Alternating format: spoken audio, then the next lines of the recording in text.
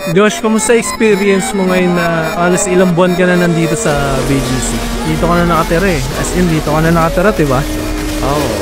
And hindi ko na-imagine to nung bata ako na makakatira ako dito. Hindi ko alam to nung bata ako na probinsyano lang ako eh. Nasa probinsya lang kami dati. Alam ko lang, mga ahoy. Mga mote. Oo. Gugutom ako. May itlog ng manok dun sa puno. Wala ako ng itlog. Native na manok. Ganun. Hindi ko alam na dito ako titira. I've never imagined. It's good to invest in a good location talaga. Why? Mabibridge ka to a better lifestyle.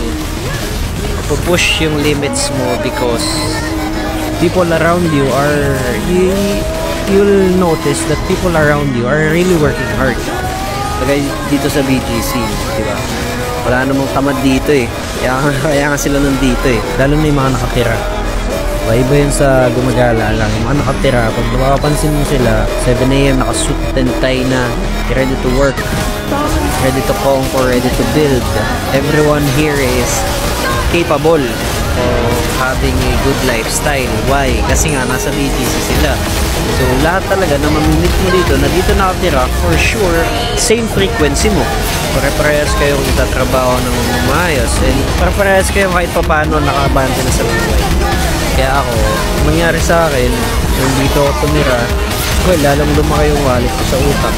Medyo expensive din yung lifestyle dito, pagkain, lahat. Although yung titirahan mo palang expensive na. So, mag-a-adapt ka.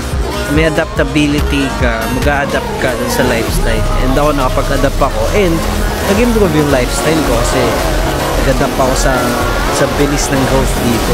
Hindi mo mabilis yung growth ng BGC, hindi siya magiging BGC. Hindi siya magiging ganyan. Ito naman sa vlog, naglakad-lakad tayo kanina para ibang bansa na. So yun, lumaki yung wallet ko sa utak, then nakapag-adapt ako sa growth.